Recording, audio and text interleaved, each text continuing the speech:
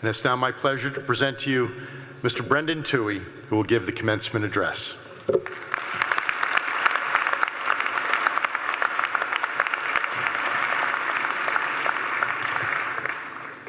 Thank you, President DeGioia, Dean Otter, faculty, graduates, friends, and family. I'm honored to be here today on such a special occasion. I've always loved Georgetown.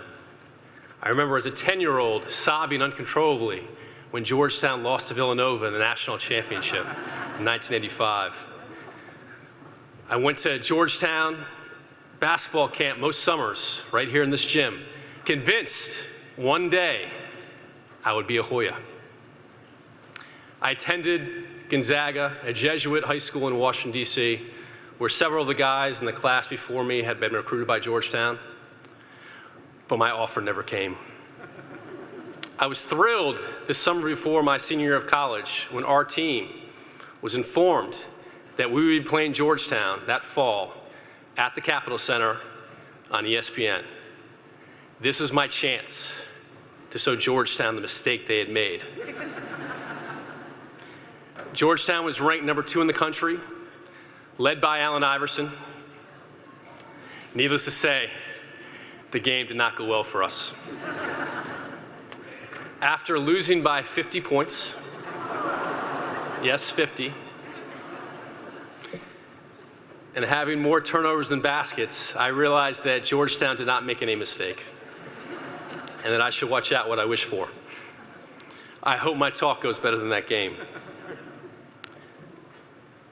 I have been fortunate in my work with PeacePlayers to travel to many places, to witness struggles, and to meet heroic individuals. In my experience, it's most often people you don't expect are the most extraordinary leaders. Nati was one of the first individuals my brother Sean met when he moved to Durban, South Africa to start PeacePlayers in 2001. Nati quickly jumped on as a PeacePlayers coach. A few years later, he tested positive for HIV/AIDS, joining the more than 25% of South African young people under the age of 30 that were infected. Rather than hiding it, given the stigma of the disease in South Africa, Nati was determined to use the remaining days of his life to educate young people, to warn them not to do what he had done, not to make those same mistakes. Nati was shunned by his family and many of his friends, but that didn't stop him. He continued on, knowing that he was saving lives, and died fulfilled. Trevor Ringland is a former rugby star and lawyer in Belfast, Northern Ireland. Trevor recounts growing up as a kid during the Troubles in Northern Ireland in the 1970s, worrying every day when his father, who was a policeman, left for work that he'd never see him again. Catholics and Protestants remain separated in Northern Ireland, not only by the neighborhoods they live in and the schools they attend, but even the sports they play. We've worked closely with Trevor to use sport to break down barriers between the Catholic and Protestant communities there. In 2007, Trevor led an effort to host a PeacePlayers match between 2 schools, one Catholic and one Protestant, located directly across the street from one another, that had cut off all contact for several years after riots between parents and neighbors between the 2 communities. After months of protests and heated discussions, the parents finally acquiesced, largely because of Trevor's status as a rugby hero. That one event opened the door, was one small step that led to joint activities taking place that exist today between those 2 schools in North Belfast, and eventually became the foundation of the effort that's the Game of 3 Halves, which is turning sport into a unifier, working with all of the main sport federations in Northern Ireland. A couple years later, Trevor, who had become a prominent politician in Northern Ireland, was on a radio show. He was interviewed, and during that telecast, he made a promise that the leader of his party would attend a Gaelic football match. as a symbolic gesture of unity. The political leader of his party declined. Trevor, embarrassed, resigned from his political party, keeping his integrity, staying true to himself despite the professional cost. It's been the same everywhere we've gone, whether watching Greek Cypriot and Turkish Cypriot, young people for the first time in a generation cross their border to interact with the other. In refugee camps in Ethiopia, working with former combatants who are coaching mixed basketball and soccer teams side by side. And now in the United States, with leaders from police and community developing safer neighborhoods through sports. It's normal, everyday people are the ones who are often the most courageous ones, striving for a shared and peaceful existence. Let me bring you back this summer, August, Israel. I was with a large group visiting our program in Israel for about a week, where we had the opportunity to spend time with the young people in our program there, Israeli and Palestinians. And our participants have developed friendships with each other that have extended to their family, their friends, and their communities. It's very rare for Palestinians and Israelis to see each other at all, much less build meaningful relationships where they spend time together and love one another.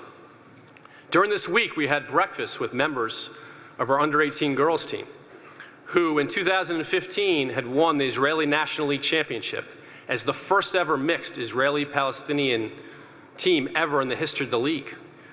We've got this great video of final seconds of the game. Toot, Jewish girl, gets the rebound, puts it back in with 2 seconds left, buzzer goes off. The kids, 5 Israeli, 5 Palestinians, arms around each other, jumping up and down at half court, while their parents, Israeli and Palestinians together, are going crazy. They were celebrating not only the championship, but what that victory symbolized in a divided and conflicted society. And at that breakfast, our girls talked about the relationships they developed, their challenges, their efforts and influence in their classmates and friends they had lost. And one of the women who was in our group, pretty profoundly, I think, asked the question, what is it within these young people that give them the courage and confidence to keep coming back despite all these obstacles? To answer that question, I take you to 1540 in Paris, where 10 seemingly ordinary individuals launched what would be the most influential organization of its kind. Ignatius Loyola and the Jesuit order served as advisors to monarchs. They explored the outer edges of the known map and established what would be the world's largest education network. Jesuits believed that leadership was available to all of us. Leadership was about something deeper. It was about a way of being, not a series of actions. The Jesuits are founded on these convictions. They looked to enlist a total team effort in something that was larger than any one individual, no matter what their position. Today, we take those lessons from the Jesuits. How were they able to create the most successful religious order in history? How do our participants from Israel, Nati, Trevor, find it in themselves to be righteous leaders? By knowing themselves, by being in the middle of things, by seeking heroic ambitions, and being men and women for others. Bring you back to Israel on our trip. The day after we had breakfast with our under-18 teams, we visited Yad Vashem, which is the Israelis' National Holocaust Museum. Our first stop was the Garden of the Righteous, which recognized tremendous risks that non-Jewish people took to save Jewish people during the Holocaust. And we listened to the story of Irina Sendler. Irina, a Christian, lived in Warsaw.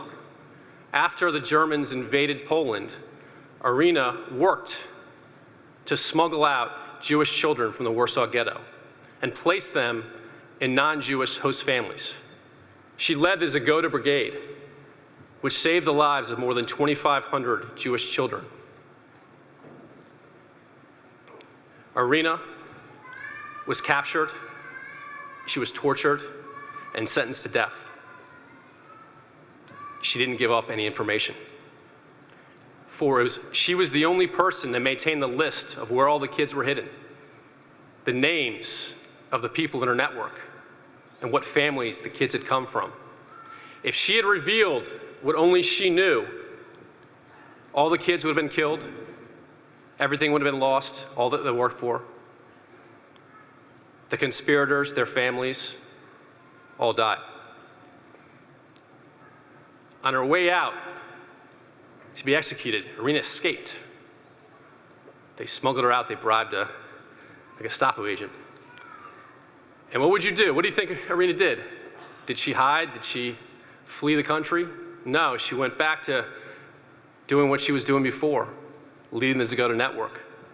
After the war, she was able to place many of the kids with the relatives from their extended families. Their parents had all died.